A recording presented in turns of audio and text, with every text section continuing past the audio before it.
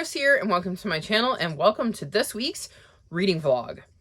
So there are two main focuses for this week's reading vlog, and that is to read my GreekGodAthon TBR, which is these 4 books plus The Harbinger, which I'm reading on ebook. And then my other focal point is to finish my TBR, which includes some of those books like my Phase 10 TBR and all of my other readathon TBRs. And then I need to read Dewey the Library Cat for my nonfiction book of the month. I believe it also got nonfiction for Phase 10. And then it was the dictionary word of the day for my community chest prompt for Bookopalathon. And then I need to read The Shadow of What Was Lost, which is the backlist book club pick for, I believe, October? Yeah, I believe October. And then we'll read books 2 in November and December, and then we'll read book 3 in January and February.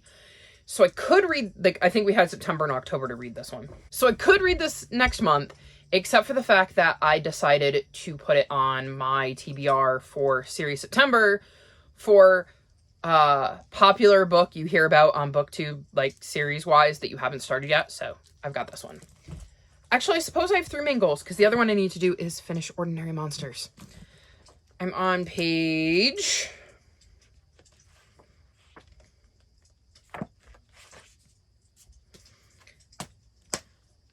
460. So progress. That is, I think, 50 pages more than I was when midnight rolled around. I know that I updated in the last video, if you watched the last video, I'm filming this literally right after I wrapped that one up. So I updated you in that one on where I was at midnight, and I've read since then, because I mentioned in that one that I had climbed in bed, prepared to film, and Bugsy curled up in my lap, so I had no choice but to kind of read, because I couldn't really film with him in my lap, because I would be faced the wrong direction. So my goal is to finish this, and then work on these. I have to read them in order, so I have to read Forging Silver into Stars, then The Weeping Tide, then The Eagle's Quill, then The Dry Grass of August, and then The Harbinger. And while I'm reading those one at a time, squeeze these in, which I probably will easily do because I tend to read more than one book at a time. And then, if I have time, I have these 3. So I have The Martian, which is my last 5-star prediction that I wouldn't have gotten to yet. I've read 3 of them. Yeah, 3 of them, and then Forging Silver into Stars is number 4. So assuming I finish all that, I will have this one left.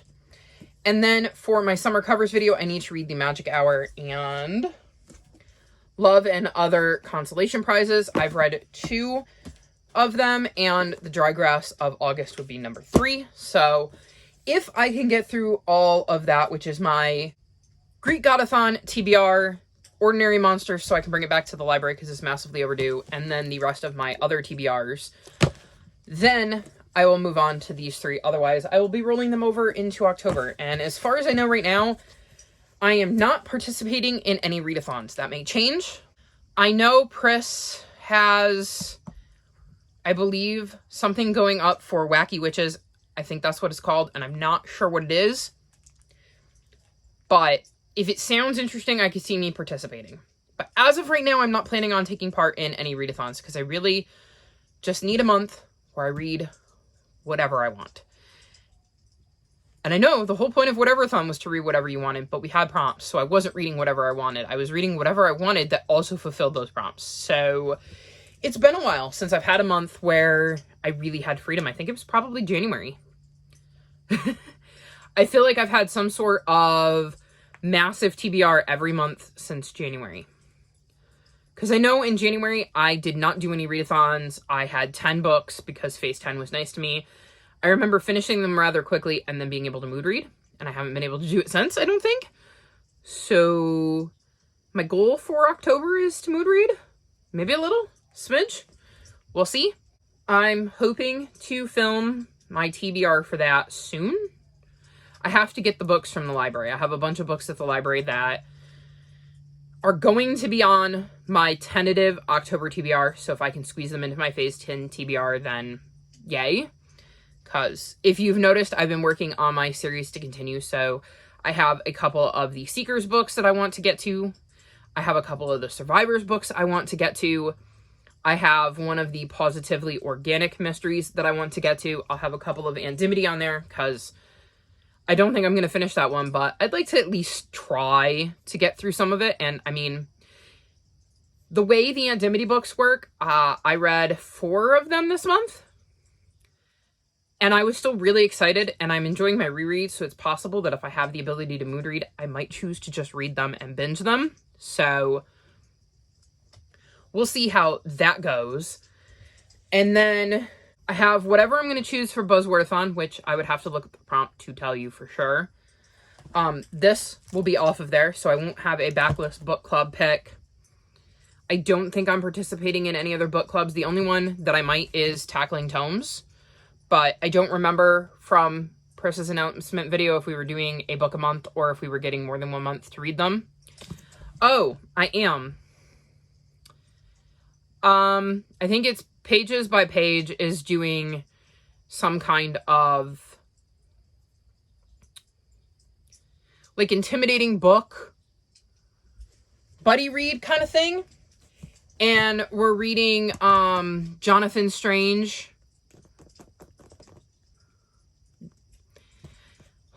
I'll pop a picture of the cover up here. It's Jonathan Strange and something, or something in Jonathan Strange. And I'm hoping to get to that next month. Because I'm crazy. Because I decided in a month where I really want to mood read, let's put a giant tome that I wasn't thinking about reading on my TBR. I also believe I have the last book in the Founders trilogy that I want to get to. I've requested that from the library.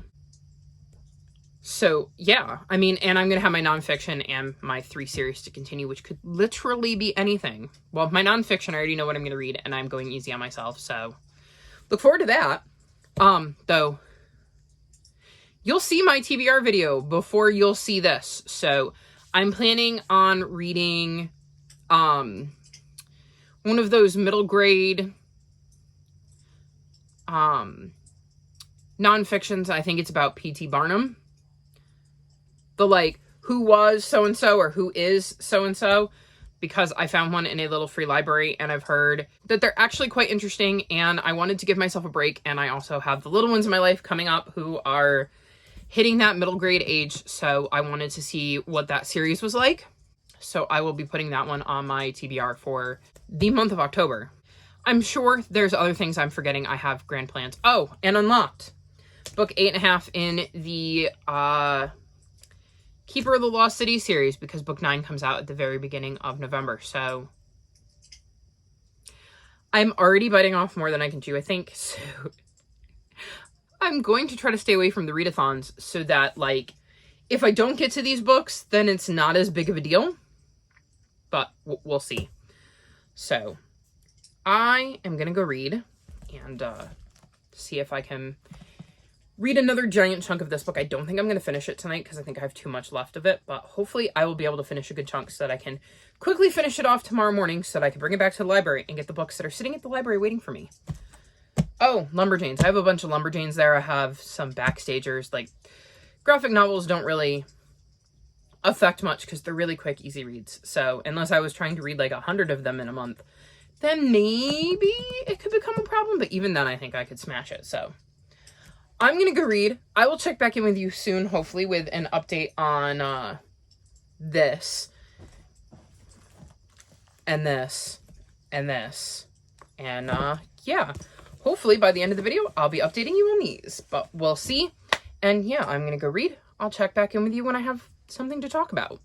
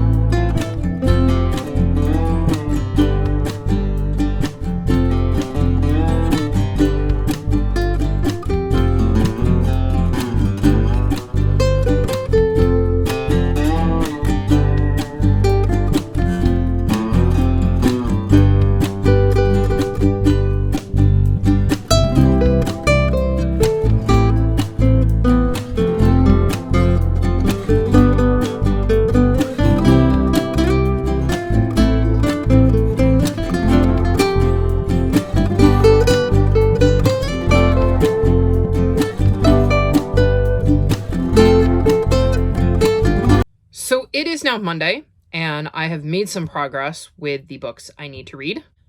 So I thought I would check in and let you know what I had made progress on. So first, I finished Forging Silver into the Stars, and this was the first book I needed to read for GreekGodAthon. I read this for admiring the beauty of the box and doing a beautiful cover or a beautiful title, and this, in my opinion, has both. And it has a gorgeous design on the actual hardcover of the book and not just the dust jacket. I was also reading this for latest haul for Phase 10 Chooses My TBR. I'm not going to talk about what this is about or my rating on it because it is a 5-star prediction, and I will be talking about it in my vlog for that. But I did want to let you know that I read it, I finished it, which meant I can move on to the next prompt for GreekGodAthon, which was to turn the key, and this meant we needed to read a book set in another world or a portal fantasy, and for this I read The Weeping Tide by Amanda Foody. This is the second book in the Wild Lore series, and this is set in a completely different world. In the first book, we meet Barkley, who is in a town without magic, and he knows that there are lore keepers, and his town wants nothing to do with them, and the woods outside of his town is kind of forbidden, and he ends up, for some reason, I don't remember the reason, but he does end up going into the woods where he ends up bonding with the beast, which makes him a lore keeper, and kind of forces him to leave his town and seek out a magical town to try to find a remedy so that he can go back to his normal life. And this is obviously the second book in the series, so I can't really tell you what's going on here. I'm giving this book 4 stars. I really, really enjoy the series and Barkley and kind of the magic with like the lore keeping and the beasts and stuff like that. This was one of the series I pulled out of my series to continue jar, so I was really excited to be able to get to that as well. I've done a really good job with these readathons on doubling up with all of the prompts, or tripling up, or trying to cram as much prompts into as little amount of books as possible. So it was exciting that I'd had a book on my TBR that fit for that, because like I said, it's set in a completely different world. This book definitely had some interesting lore. I like some of the characters we got to meet, and it was quite interesting. I don't know that I enjoyed it as much as the first book, but I did still enjoy it, and I will definitely be continuing on with the series at some point. And then, of course, you, by opening the box, unleash the evil, leaving only hope behind. So you have to read either a villain backstory or a book with a prominent villain. And I ended up reading The Eagle's Quill for this, which is the second book in the Secrets of Seven series, which was another one of these series I pulled out of my series to continue jar. I'm giving this book 3.5 stars. In this series, we're following a couple of kids who are trying to keep these mysterious objects that the founders of the United States hid that could lead to a weapon, and are going up against the dastardly descendant of Benedict Arnold. So Gideon Arnold is our villain, and he is definitely villainous, and there's a lot of puzzles and traps, and this was another one where I didn't enjoy it as much as I enjoyed the first one. I like the characters, I like the mystery. I kind of saw some of the things coming that happened in this book, but there were some twists I didn't see coming. I'm very curious as to what's going to happen next based on the way this book ended. But yeah, not my favorite, but it is still a series that is interesting, and I think it is a series I might have enjoyed more as a kid. I think it might be a little too easy and simplistic for me as an adult, but I can understand why a middle grader might enjoy it, because, well, they're not used to reading complex adult fantasies, which I've been reading a lot of, so I think that is part of it. I mean, granted, this isn't a fantasy, it's a mystery, but still, I hope that makes sense. Is like, I've really gotten into adult fantasies, and I read a lot of adult cozy mysteries, so I think I just wanted something a little bit more complex and didn't get it, but I think middle graders might really like this series, so I'm still enjoying my read of it, and I do plan to continue it. It's just not necessarily my favorite series or going to be a new favorite or anything like that. So that's all I've done for GreekGodAthon, which is the 3 main prompts, so I'm good there. I have my 2 bonus prompts, and I need to read The Dry Grass of August and The Harbinger, I believe, for those. So we'll see if I can get to those before the end of the month. I ended up finishing Ordinary Monsters and racked up quite the fines for it being overdue. I think I'm going 3.5 stars. There were some interesting twists towards the end. And I could see myself reading the next book in the series when it comes out next year. But it's going to depend on how well this book has stuck with me. And with 3.5 stars, I don't know if it will, but I can see how it might, because it's got such an interesting premise. Because I've mentioned that we're following one boy who has the, like, ability to heal. Like, you can't really kill him because, well, he heals faster than you can kill him, I guess. And then another boy who has the ability to be able to heal other people, but also can, like, if he holds your hand, melt your skin off your bones. And kind of being surrounded by a bunch of adults who seem to want to get their hands on them, and you don't really know who to trust. And it's just such an interesting concept. And I believe it's like the Talents trilogy. So I'm kind of intrigued because I would love to see what other kind of talents are out there besides the ones that we're introduced to with our two main characters, Charlie and Marlowe, and the other characters in the encounter who also have talents. So I can see myself continuing it. I can see myself not continuing it, but I won't know until next year because, well, the book don't come out till next year. So I don't have to make a decision on that one right now. And then the only other update I have for you is that I've made progress in The Shadow of What Was Lost. I'm on page 263. So decent progress in this. We have several points of view, but our main one seems to be Davian. And he lives in a world where there were these super magical beings called augurs, and they had the gifted that served them. And when the normal people took down the augurs, they kind of bound the gifted and made it so that they couldn't use their magic to harm other people. And kind of turned them into a bit of a slave race. And in this book, Davian finds out he is actually an augur. And the revelation of that kind of sets the entire story into motion. And I don't think I want to say much more, because I don't want to accidentally spoil anything. But we do have more points of view than just Davian. And I don't think I'm going to say who those points of view are. But it has been very, very interesting. A lot of world building, a lot of understanding the magic, and getting introduced to the characters. And like I said, we're bouncing around a bit because of the different points of view. I also think it's really cool as I'm listening to the audiobook of this. And I'm sitting there listening to it going, this guy sounds familiar. And so I looked on Audible because I was like, I know I've listened to an audiobook by the same voice narrator. And the audiobooks I've listened to by him are the Dandelion Dynasty. But if you look at his page, he has done so many fantasies. I think he's done some of the Mistborn books by Brandon Sanderson, and like just so many like very well-known titles. So he must be a pretty popular voice narrator for adult fantasy, which I think is kind of cool. But I also have to check myself because he'll be talking, and because I'm so used to listening to the Dandelion Dynasty, if I don't focus and I let my brain slip for even a second, I get confused because I'm expecting characters from the Dandelion Dynasty to pop up. Though I'm hoping the more I listen to this, the more immersed in this world I get, the less that will be a problem. But at the beginning, it was very, very hard because, one, I didn't know what book I was thinking of.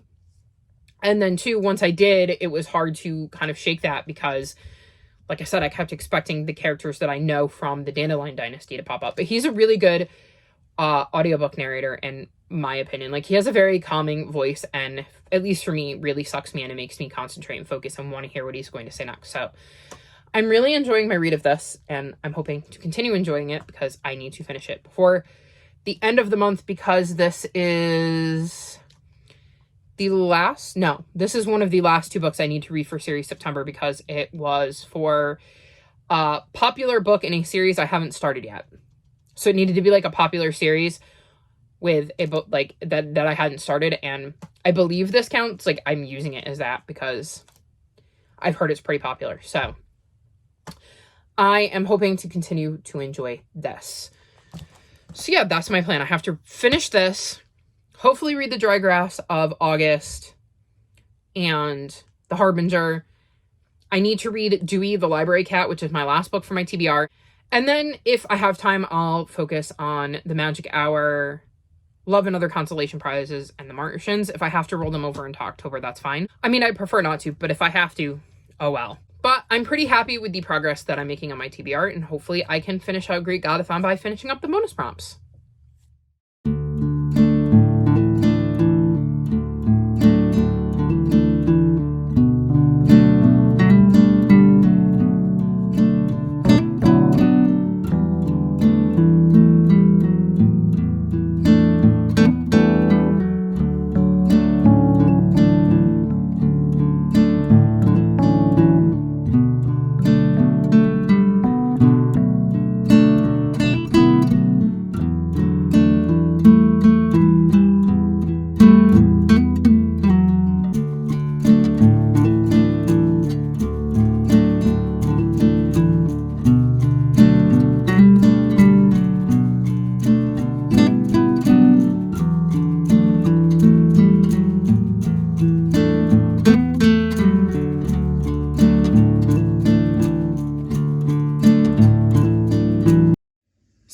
is October 2nd, and I finally found a second to sit down and film this video. Yesterday, I decided it would be a great idea to kind of tear my room apart and give it a bit of a clean. I moved all of my bookcases and cleaned behind them, wiped them down, that kind of stuff, and it was literally an all-day project.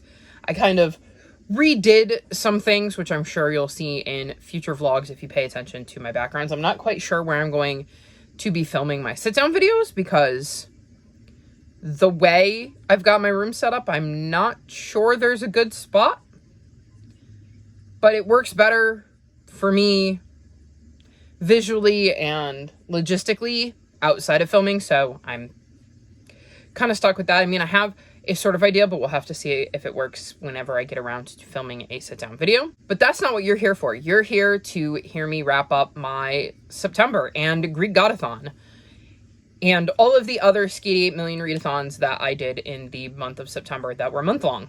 First up, I read The Dry Grass of August, and this fulfilled the prompt TBR bet for GreekGodAthon. And I can't remember what that was for. I think it's one of the bonus prompts because I had already completed the first 3.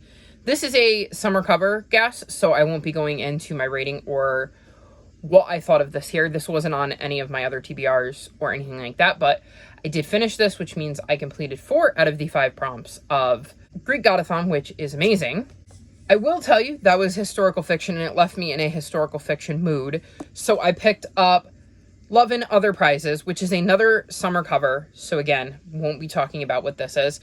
And it is a historical fiction, which is why I picked it up. That was the one thing I remembered about it. And I was just on a roll when it came to the historical fictions. And yeah, it was nice to have a couple on my TBR because I just got in a historical fiction mood. So it worked out really, really well to have both of those on my TBR. And that was 2 of the last 3 summer covers I had to read, so that was kind of nice. Then I read part of The Harbinger, which was my last book for GreekGodAthon. And this is the 4th book, I want to say, in the Witches of Palmetto Point series. It's the 4th or the 5th. And we're basically following Charlie, who consults on police cases and has the ability to communicate with the dead. And this was the first one I didn't have an audiobook for, and I struggle with ebooks, so I did not finish this one. I'm like 125 pages in, and it is creepy. I don't know that people who read horror would necessarily think it's creepy, but for me, it is top of the line creepy, so I had to set it down, which was part of why I didn't finish it. The other book I am partway through is The Shadow of What Was Lost. So this was my book for series September. And I was reading it for a popular series you hadn't started yet, and I did not finish this. I am on page... Where is my bookmark? 443. So I'm still chugging my way through it. I'm enjoying it, but I'm not in the mood for adult fantasy, which is making it hard.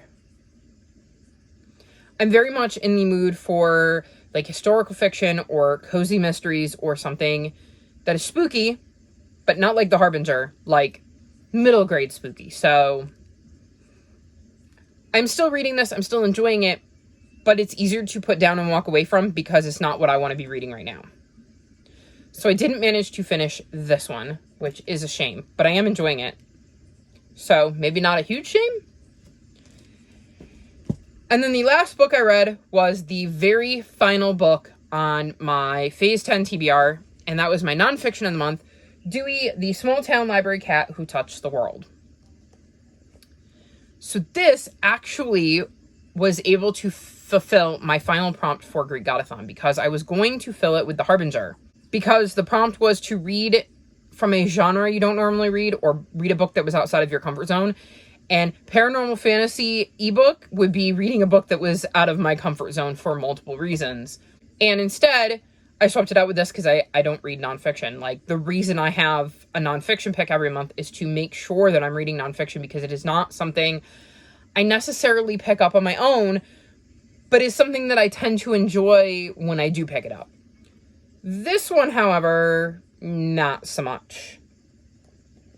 So I think I'm going 3 stars, and I will admit, I cried like a baby.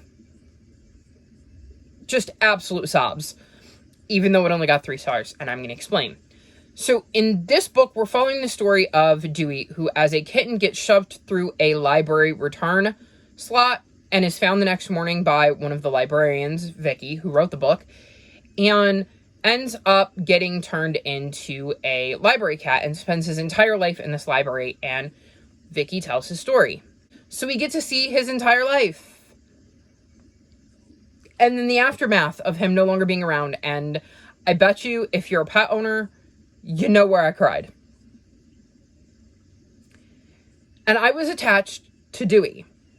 However, there is a lot of stuff in here about Vicky's life or the history of Iowa, because this book is set in Iowa, like he is from Spencer, Iowa. That's where he lived.